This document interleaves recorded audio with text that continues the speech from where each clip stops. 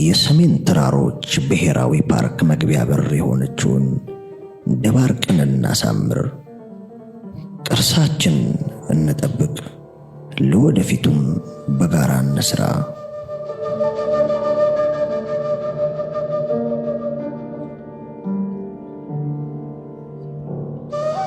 በሀገራችን የቱሪዝም ዘርፍ ውስጥ ዓለም አቀፍ ዕውቅናን ካገኙና በዩኔስኮ ከተመዘገቡት መካከል የሰሜን ተራሮች ብሔራዊ ፓርክ አንዱ ነው።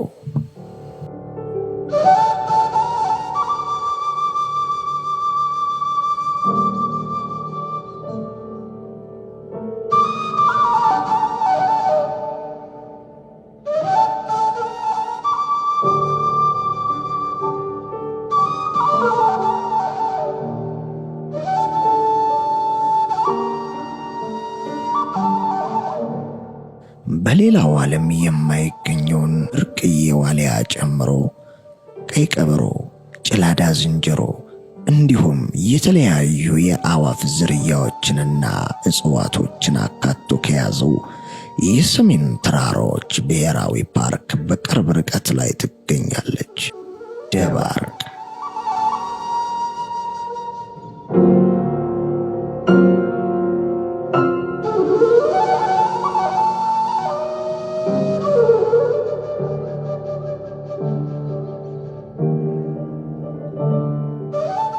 በአዲያም ሰገድ ኢያሱ ዘመነ መንግስት በደጃች አምሳለ ዘሴ የተቆረቆረችው ጥንታዊቷ ደባርቅ ከዚያን ጊዜ ጀምሮ የሰሜን መግቢያ በርና ደረቅ ወደብ በመሆን ለረጅም ዓመታት አገልግላለች።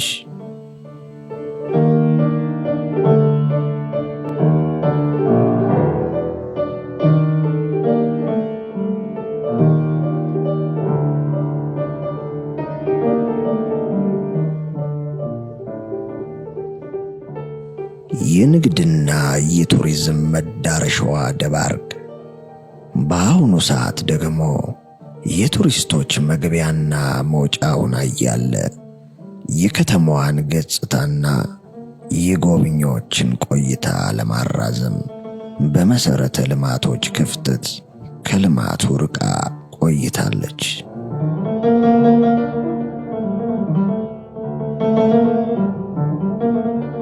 ይህን ሁኔታ ለመቀየርና የቱሪስት ፍሰቱን ከምንጊዜውም በላይ ለመጨመር ከተማዋን ማስዋብ ሰሜንን ማስዋብ ነው በሚል መርህ የኮሪደር ልማት የከተማ አስተዳደሩ ማህበረሰቡን ባሳተፈ መልኩ አስጀምሯል።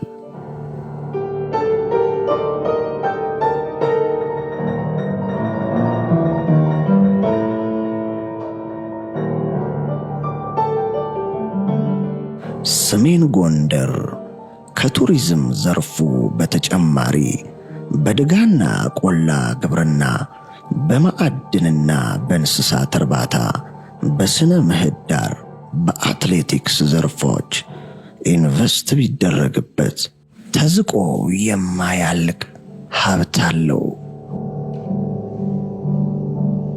በአሁኑ ሰዓት የሰሜኑን ቀጠናና ጸጋ ተረድቶ በዋናነት በቱሪዝም፣ በቆላና ደጋ ግብርና፣ በአትሌቲክስና በጤና ዘርፉ ትኩረት ሰጥቶ እየሰራ ያለ ብቸኛው ተቋም የደባርቅ ዩኒቨርሲቲ ሲሆን ከላይ በተገለጹት ዘርፎች ኢንቨስት ማድረግ ለምትፈልጉ የከተማ አስተዳደሩ ሁኔታዎችን በማመቻቸት ዩኒቨርሲቲው በጥናትና ምርምር ለማገዝ ዝግጁ መሆኑን ሲገልጽ በታላቅ ደስታ ነው።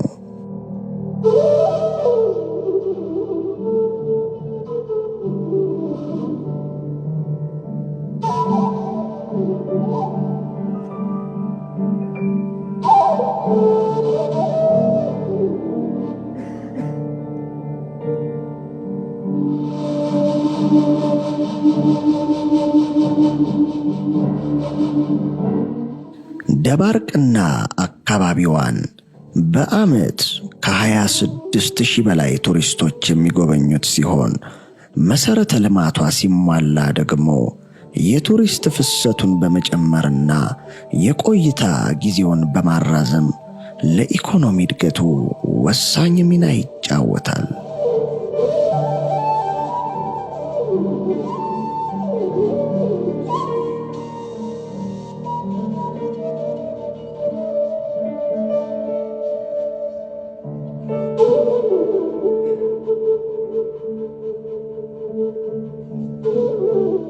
እንደ ሰንሰለት ቁልፍ እርስ በርሳቸው የተቆላለፉ ተራራዎች፣ ልዩ የዓለት ኅብር የፈጠሩት አስደናቂ ገደላማና ወጣ ገባ ሸለቆች፣ የመልክዓ ምድራዊ አቀማመጥ የሚያዩትን ነገር ለማመን እስኪቸግር ድረስ ቀልብን ይስባሉ።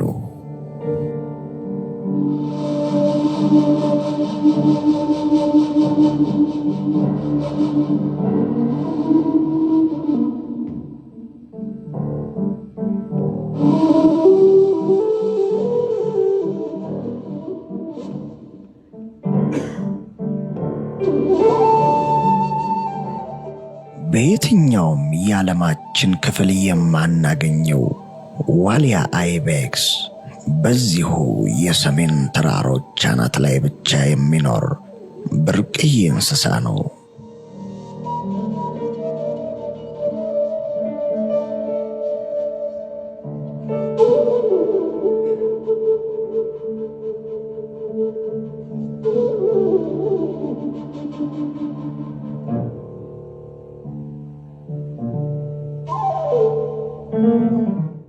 በዚህ ድንቅ መልክዓ ምድር ውስጥ ጥልቅ ሸለቆች፣ ገደሎችና ሰፊ አምባ ምድሮች ከራስ ደጀን ተራራ ዙሪያ ላይ ሰፍረው ይገኛሉ።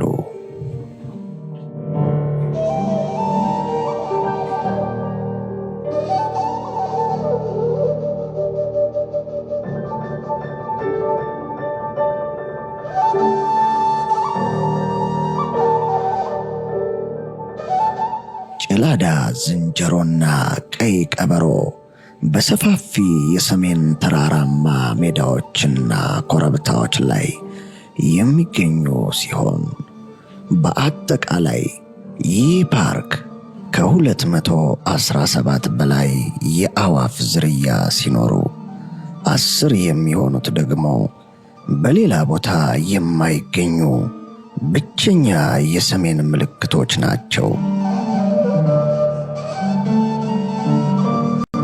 532 ከሚሆኑት የእጽዋት ዝርያዎች ውስጥ ደግሞ 75 የሚሆኑት ለኢትዮጵያ ብቸኛ ናቸው።